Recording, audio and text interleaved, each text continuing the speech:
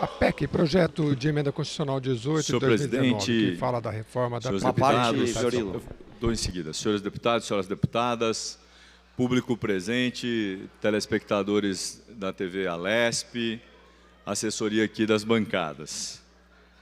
Nós entramos numa discussão importante, que é a da PEC. E nós precisamos aprofundar esse debate, aprofundar com dados. Nós não podemos fazer um debate superficial, no calor do debate com o novo, com o velho, com quem vocês quiserem. Então, eu vou aproveitar os meus 15 minutos para explorar aqui o que eu considero problemas gravíssimos. Mas eu vou permitir 10 segundos para o deputado, só para ouvir. Coisa rápida, eu só queria pedir para o pessoal da galeria aqui, por favor, depois do Fiorillo eu estou inscrito para falar, eu quero ver quem é que vai ter estômago para ouvir o que eu tenho para falar para vocês. Espera aí. Bom, eu queria dizer, senhor presidente, queria dizer que esse tipo de provocação não ajuda o debate. Ao contrário, esse tipo de provocação, ele serve para enganar as pessoas. Sabe por quê? Porque tem deputado que sai de partido para poder dizer que é de oposição.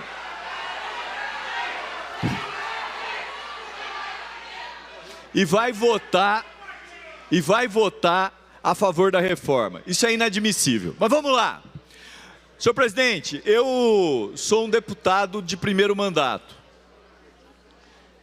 Mas eu queria registrar aqui algumas coisas que me chamam a atenção. Primeiro, eu nunca vi nessa Assembleia, a quantidade de policiais como tenho visto hoje.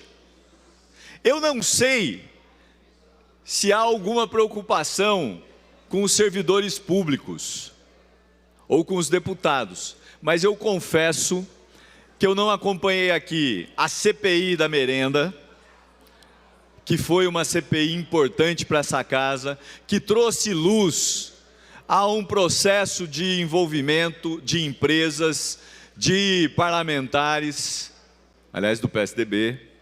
Eu não acompanhei aqui o debate feito há anos atrás da outra reforma, que era para resolver o problema da Previdência do Estado. Vocês devem se lembrar, eu não estava aqui.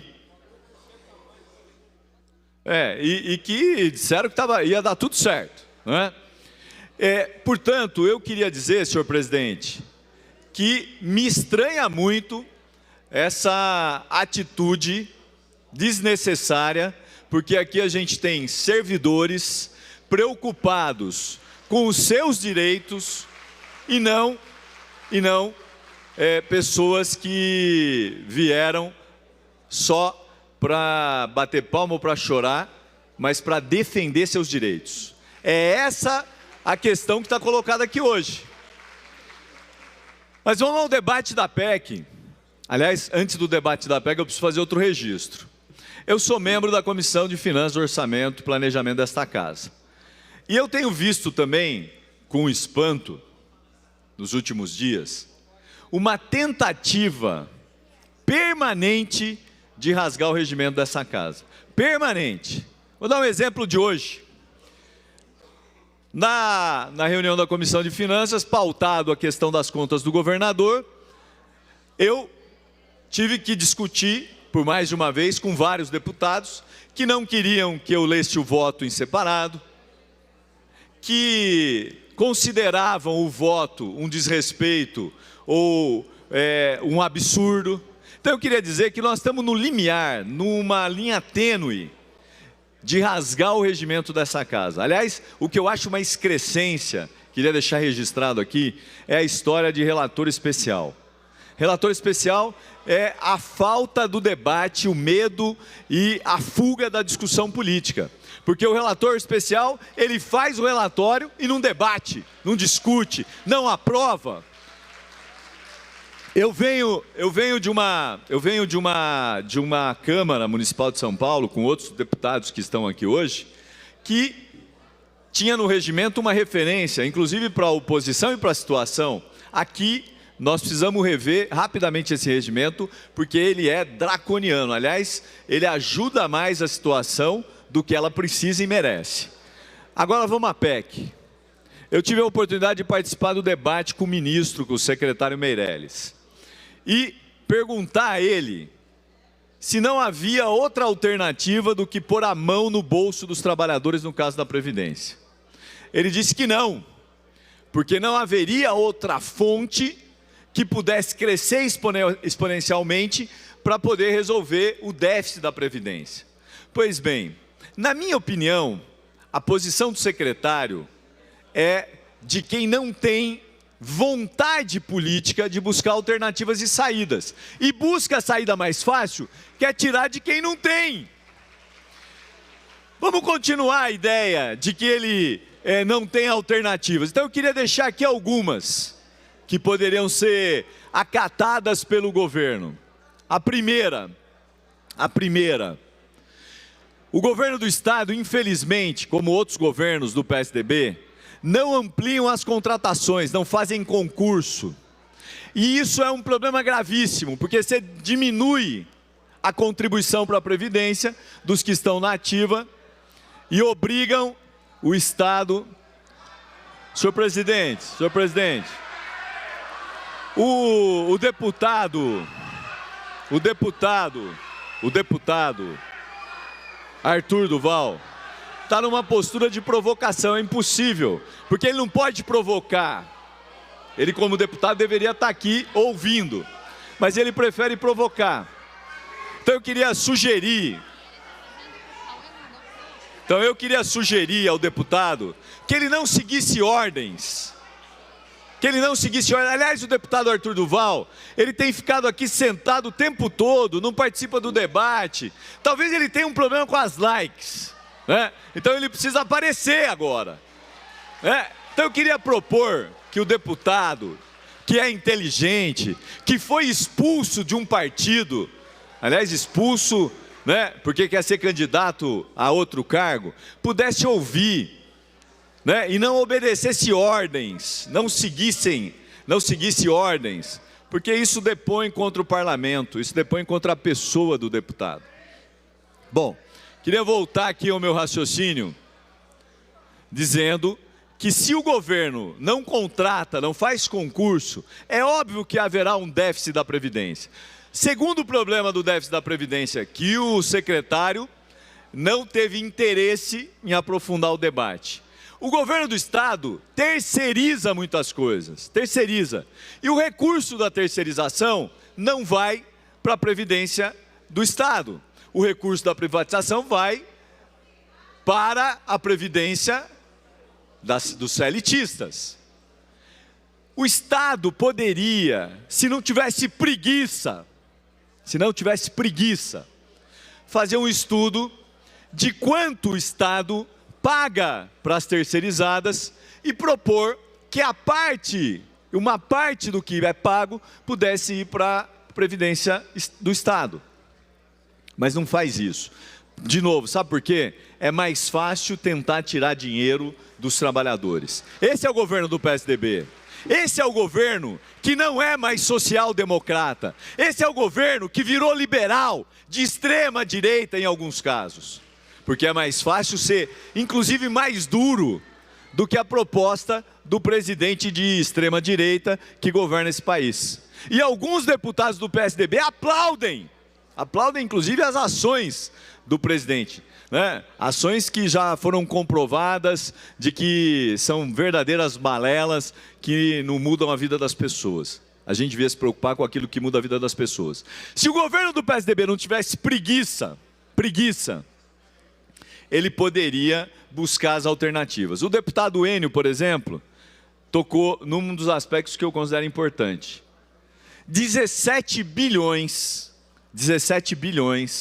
de ICMS, de desoneração, vão para a iniciativa privada, sem que a gente aqui nessa Assembleia saibam quem são os beneficiados. Dinheiro público que poderia ser utilizado para resolver parte da Previdência, sem ter que tirar dos trabalhadores. 17 bilhões que o governo que o governo se recusa a informar quais são as empresas. E sabe o que disse o secretário Meirelles? Sobre as minhas desonerações, nós temos controle e sabemos o retorno. Eu não quero saber das deles, eu quero saber dos 17 bilhões do governo do PSDB. Ou nós vamos continuar querendo esconder o sol com a peneira. Sabe por quê? E aí é o terceiro argumento. Essa reforma que tira dos trabalhadores, e tem deputado querendo minimizar a forma como tira, se tira mais de um, menos de outro, mas tira, não, anotem, não resolve o problema da Previdência do Estado, porque significa 8,5% ou 9% daquilo que precisa ser gasto, precisa ser investido na Previdência. Então, eu queria dizer a vocês que daqui a pouco, daqui a alguns anos, o governo de plantão do PSDB vai querer de novo aumentar a alíquota dos trabalhadores. Vai querer de novo discutir medidas para equacionar a Previdência que eles não conseguiram equacionar em 24 anos. O problema da Previdência tem nome e sobrenome. É PSDB, que mostrou sua incompetência ao longo dos 24 anos. Pior. Porque se pudéssemos aqui instalar a CPI da Dersa, talvez a gente ajudasse o Meirelles a encontrar milhões e milhões de reais que foram desviados por políticos do PSDB e que, infelizmente, essa Assembleia, ela acaba tendo uma maioria que impede ações desse tipo.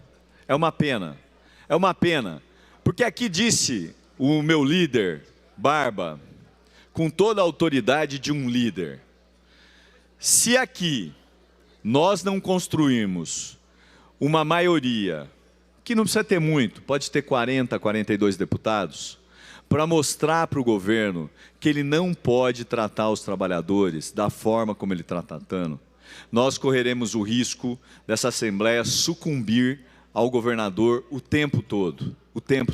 Então aqui é um alerta, e é possível sim. Nós temos aqui alguns deputados que estão refletindo sobre votar ou não nessa proposta.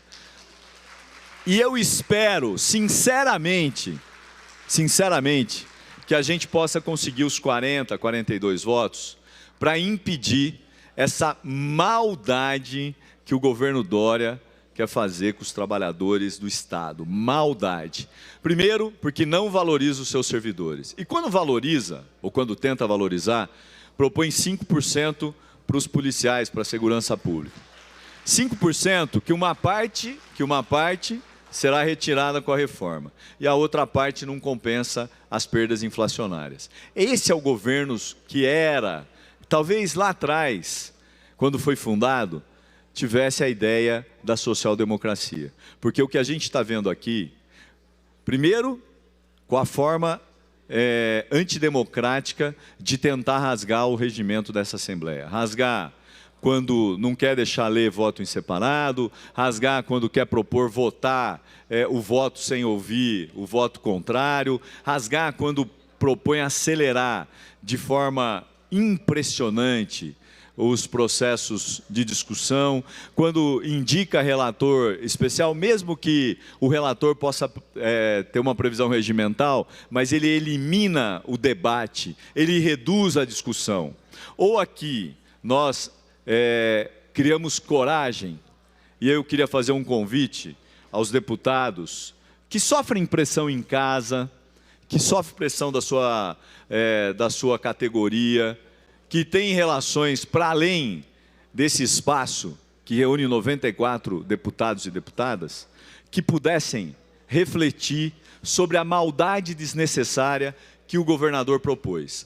Tão desnecessária que não está esperando nem tramitar em Brasília a PEC para poder fazer aqui uma reforma que não vai resolver o problema da Previdência, que vai tirar recursos de quem já não tem, e pior, que vai continuar fazendo dessa Assembleia, não um puxadinho, não, puxadinho é uma coisa muito boa, que vai fazer dessa Assembleia possivelmente uma caixa de sapato em que ele trata e destrata do jeito que ele quer. E aí ele chama os deputados para jogar bola, vem com os deputados aqui para tomar um cafezinho. Essa é a relação do governador com a Assembleia.